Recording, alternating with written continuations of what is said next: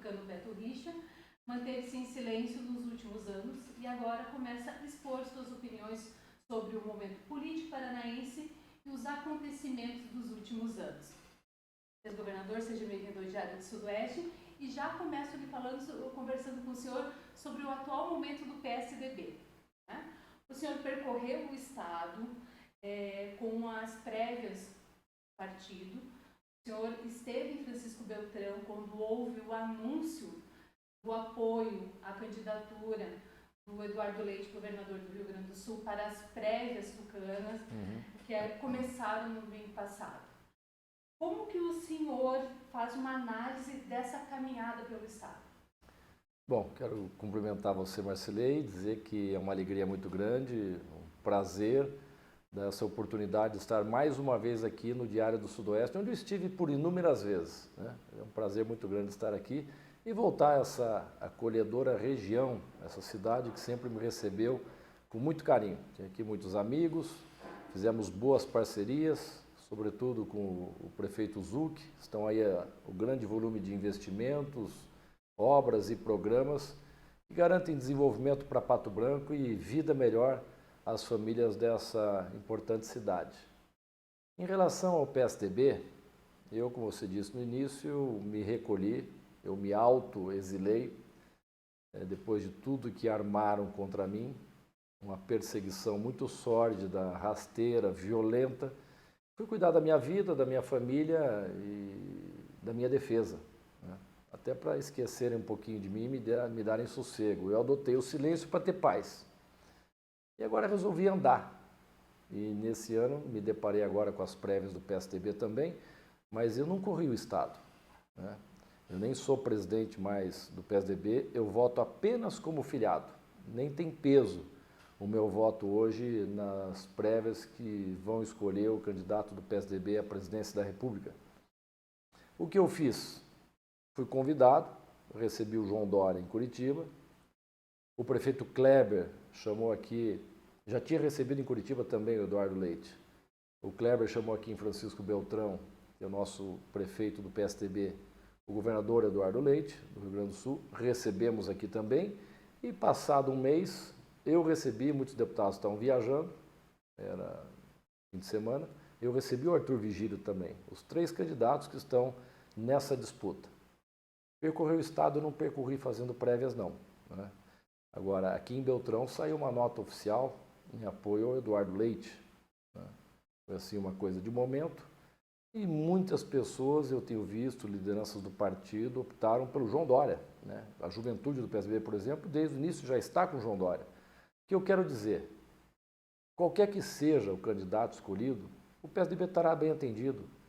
Teremos um bom representante para apresentar aos eleitores brasileiros, que estão carentes, estão esperando uma terceira via que possa romper essa polarização de esquerda e direita, do Lula com o Bolsonaro. E esse desejo é crescente, pode ver com espaço a cada pesquisa, em praticamente todos os institutos, o percentual que espera uma terceira via é crescente. Então, é questão do PSDB, escolhendo o candidato, poder incorporar essa esperança, esse desejo do eleitor brasileiro. Então, eu acho que qualquer um que seja eleito, está lá o João Dória, um grande governador de São Paulo, responsável pelas primeiras vacinas, né? Faz uma boa gestão. O mesmo Eduardo Leite pegou um estado com extrema dificuldade financeira, foi responsável, atuou de maneira muito competente e deixa o estado com um volume de obras, com as finanças em dia. Lembra-se que o Rio Grande do Sul não estava conseguindo pagar o salário dos servidores, que dirá fazer obras. E hoje a situação já se reverteu. E o Arthur Vigílio, que foi um grande senador, eloquente, combativo, atuante, ajudou muito no Congresso Nacional. E, por último, foi prefeito de Manaus.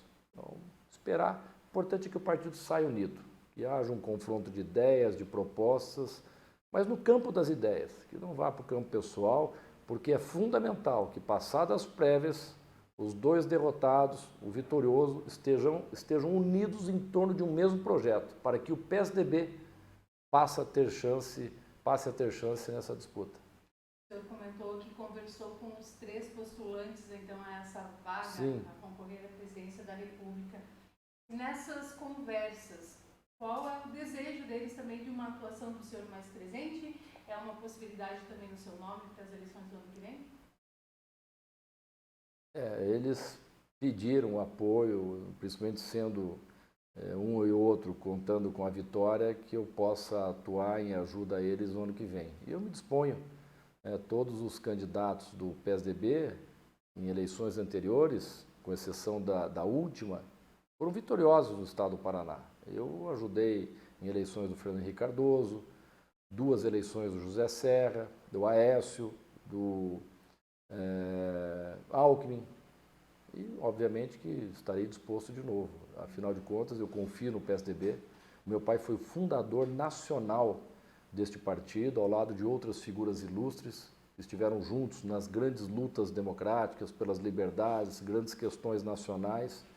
O meu pai, o Franco Montoro, Covas, Fernando Henrique, Serra, Alckmin, Pimenta da Veiga, Tasso Gereissati. Então, são pessoas respeitadas. Então, eu pretendo ficar no PSDB e fazer o que for possível. O senhor também comentou sobre essa reclusão do senhor, esse Sim. momento de silêncio. Por que após 3 anos o senhor abrir, então, esse espaço de fala e começar essa conversa com a população novamente e com os meios de comunicação? Bom, eu me isolei para cuidar da família e da minha defesa, e por orientação dos advogados, porque a perseguição era insana, era implacável, sórdida, não tinha sossego. Chegou num momento que eu não sabia mais o que fazer. Me sequestraram 3 vezes da minha casa, ao arrepio da lei, desrespeitando a Constituição Federal. O capítulo que fala de presunção de inocência, eles incineraram há muito tempo. Então, não existe... A pergunta é a seguinte: que pré-requisito eu preencho dentro da lei para ser sequestrado às vésperas da eleição? Nem me chamaram, nem me ouviram para prestar esclarecimento, para dar qualquer depoimento. Não tinha nenhum processo em curso. Foi ao arrepio da lei de forma muito arbitrária. Tanto é que a minha mulher, por exemplo, que também foi sequestrada, passados 3 anos não tem denúncia, não tem processo contra ela. E o trauma, quem vai pagar? E as penas lançadas ao vento, quem recolhe? Nem pedido de desculpas depois. Passados 3 anos não existe processo contra ela. E como é que se adota uma medida tão traumática? Porque não tem nenhuma prova. Se não tem processo é porque não existe nenhum elemento que corrobore qualquer acusação. Então é um absurdo o que fizeram. Eu peguei o ápice do ativismo judicial, o excesso de poder do Ministério Público. Como dizem alguns advogados, poder absoluto significa corrupção absoluta. Não prestam contas para ninguém, não respeitam a lei, são inimputáveis. Tanto é que, passado esse período aí de ativismo, algumas leis foram criadas. Por exemplo, abuso de autoridade. Não é possível alguém não concordar, a própria palavra diz abuso, seja de promotor, procurador, juiz, político, delegado, policial. A autoridade não pode abusar, exorbitar dos seus poderes e das suas funções. Então, as coisas começaram a mudar de lá para cá. A casa da minha mãe foi invadida. O que minha mãe tem a ver com isso? Uma senhora de 81 anos. Então, eles abusaram demais. O que me conforta é que eu fui citado por vários juristas dos mais renomados do Brasil, de tudo o que aconteceu para aniquilar a classe política, demonizar os políticos. Eu fui colocado pelos juristas como o símbolo da perseguição no Brasil. Um detalhe, eu não conheço nenhum deles. Falaram porque tomaram conhecimento dos processos e não viram minimamente meia prova contra mim. Então, eu cito aqui o Dr. Lênio Streck, tem artigos no Conjur, consultor jurídico, citando o símbolo da perseguição, o Dr. Toron. E aí o ministro João Otávio Noronha, presidente à época do STJ, Superior Tribunal de Justiça, numa reunião com magistrados em 2019, falando dos avanços da Constituição, não sei o quê, ele entra no assunto dos excessos e abusos do Ministério Público, do ativismo judicial. Citou o juiz que aprontou comigo aqui, Citou o Bretas no Rio de Janeiro e um terceiro. Aí ele fala, está entre aspas no conjuro, o caso Beto Richa no Paraná causa arrepio. Presidente do STJ, causa arrepio. Então, por que eu comecei a sair? Respondendo objetivamente a sua pergunta. Porque os advogados me liberaram. Processos estão sendo arquivados, anulados, extintos, alguns indo para a Justiça Eleitoral, e lá será devidamente esclarecido. Eu comecei a atender convites de muitos amigos, de muitos políticos, de muitos prefeitos, de entidades do setor produtivo, da sociedade civil. Eu adoro estar no interior, fiquei 3 anos lá. Eu vou visitar os amigos e comecei a andar, com um certo receio. Depois de tudo que me aprontaram, a espetacularização do meu caso, eu fui execrado e humilhado publicamente. Eu sofri um linchamento moral. Como é que eu vou ser recebido? Graças a Deus. E eu rezei muito esses anos todos. Entreguei nas mãos dele. Estou recebendo muito bem e de braços abertos por onde eu passo. Prefeitos lembrando do grande volume de obras, da atenção, do respeito. Recebia no Palácio Iguaçu, fui o primeiro governador na história a estar presente nos 399 municípios paranaenses. Municípios pequenos, fui mais de uma vez. Aqui, Pato Branco, perdi as contas, quantas vezes eu estive aqui. Então, esse carinho, essa recepção, o reconhecimento, isso me conforta bastante, né? E, lógico, pergunto, você vai se candidatar o ano que vem? Eu estou pensando. E pode ver que eu sempre me comportei dessa maneira. Quando eu era prefeito de Curitiba, você vai para a reeleição, aí fui reeleito com a maior votação da história, todas as pesquisas, o melhor prefeito do Brasil. Nos 77% que eu fiz dos votos na minha reeleição, eu venci em 100% das urnas, das cerca de 3.500 urnas de Curitiba. Aí surgiu a conversa. Você vai para governador? Eu falei, calma, gente, no devido momento. Eu não sofro de ansiedade. É um mal que acomete parte da classe política e da imprensa também. Tudo no seu devido momento. Eu nunca tive obsessão por cargo. Eu estou para servir, né? Então, conforme eu fui exercendo mandatos, a população foi ficando satisfeita, cumpri com os meus compromissos, não traí a confiança do povo, e eu acabei sendo convocado para continuar na política. Aí, na minha eleição do Senado agora, em 2018, eu tive a minha candidatura cassada, de forma ditatorial e arbitrária. Além de toda a violência, o arrepio da lei, os crimes que cometeram contra mim, revelaram ainda um grande desprezo à democracia, porque não respeitaram o pleito eleitoral. O senhor fala em caso Beto Richa de si mesmo, né? E as acusações que vieram a público naquela ocasião foram referentes à DR, educação, Sim, que resultou na sim. Operação Quadro Negro, Sim. né? Ao que o senhor atribui essas denúncias, toda essa visibilidade que teve? É o que eu disse, ativismo judicial. Queriam acabar com a classe política e tomar conta do poder. Tudo o que acusavam no passado está acontecendo agora. Ministros do STF comentando, jornalista Reinaldo Azevedo, diversos jornais de âmbito nacional. O que foi acusado lá aconteceu. Estão entrando no poder, renunciando à carreira e entrando para disputar a eleição. Num dado momento, você vai se lembrar, eles tentaram meter a mão em R$1,5 bilhão da Petrobras, ou 2,5. O Supremo vetou e a própria Procuradora-Geral da República, a doutora Raquel Dodge, disse, vocês estão loucos, não vai pegar esse dinheiro e usar para a Lava Jato, criar o partido da Lava Jato? Não, mas a Lava Jato foi boa. As pessoas confundem as coisas. Não é papel do juiz combater corrupção. O juiz tem que ser isento, ele tem que estar equidistante da acusação e da defesa. Eu costumo dar o exemplo do futebol.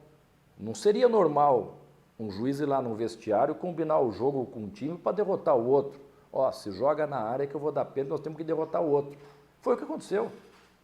Então aí os diálogos do Intercept, da Vaza Jato, que mostra a relação espúria, né? A relação que teve o juiz com os procuradores.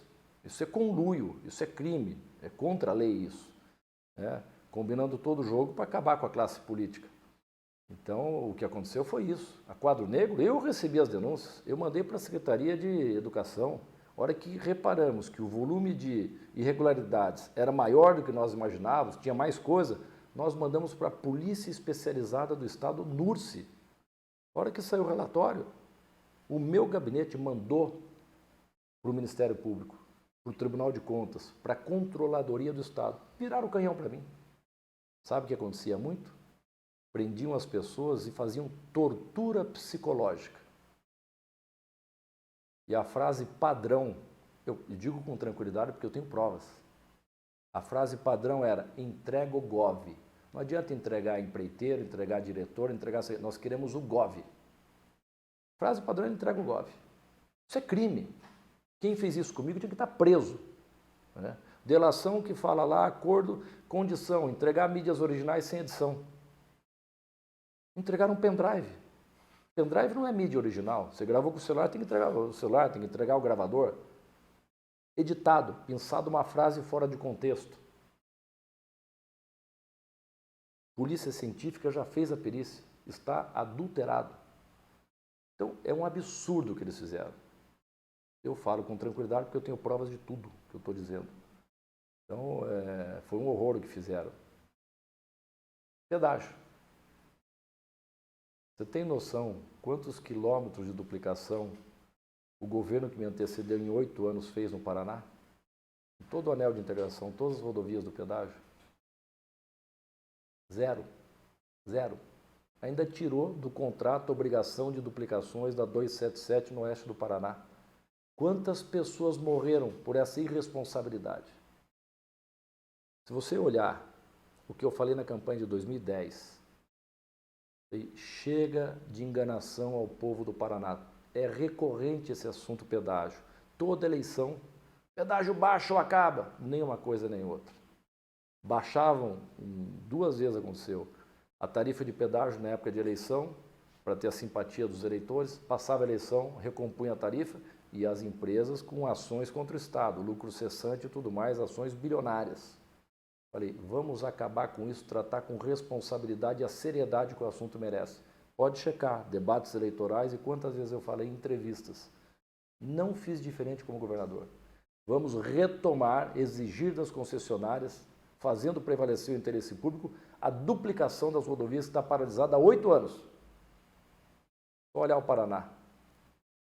As rodovias todas sendo duplicadas, rodovia do Café, lá na região de Apucarana, inaugurei lá grandes viadutos, aqui Floresta, Campo Mourão, Medianeira Matelândia, recolocamos no contrato, baixamos a taxa interna de retorno, a TIR, que era de 20 e poucos por cento, para valores de mercado, 8 e poucos por cento, resistiram, mas tiveram que aceitar, prevalecer nas obras a planilha de custos do DR, que é mais barata, fiz tudo certinho.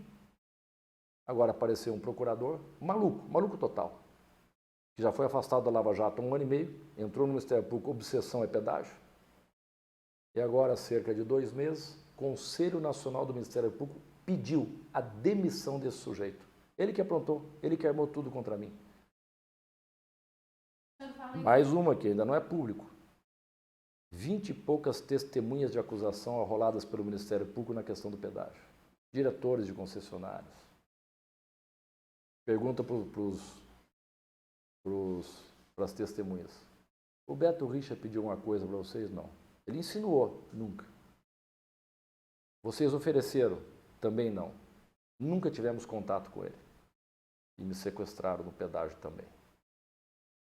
Mas, enfim, eu até penso em participar da vida pública porque eu não quero que a minha biografia do meu pai, belíssima, de respeito, de realizações, de confiança do povo do Paraná, de reconhecimento nacional, seja interrompida com a armação e a violência que fizeram comigo. Não vão macular a biografia da família Richa de jeito nenhum. Eu resisto bravamente na defesa da minha honra e da minha reputação e da minha família. Eu vi uma frase lá do vice-prefeito de Maringá esse dia, essa frase foi feita para mim, que diz o seguinte: paz, se possível, a verdade a qualquer preço. E eu vou perseguir, mas ela já está aparecendo nas cortes superiores, onde existe equilíbrio, onde existe respeito à lei, onde não existe ativismo, onde existe respeito estrito à Constituição Federal. Está caindo tudo e eu estou muito feliz, estou mais solto, estou mais tranquilo, liberado pelos meus advogados, para poder falar, me explicar, dar satisfação ao povo do Paraná. Tomando um pouquinho a questão dos pedágios, a Agora, dia 27, a gente acaba com esse processo de pedágio que tem aí, por determinação, e vamos ficar um ano sem os pedágios, por conta do período eleitoral, por determinação também superiores, né? Como que o senhor avalia a questão dos pedágios do Paraná nesse novo sistema que vem sendo apresentado? Eu não avaliei ainda qual é a proposta do governo, se é que tem, não avaliei, porque lógico que todo o planejamento, todos os cuidados têm que ser dados, né? Como é que vai ficar a manutenção dessas rodovias?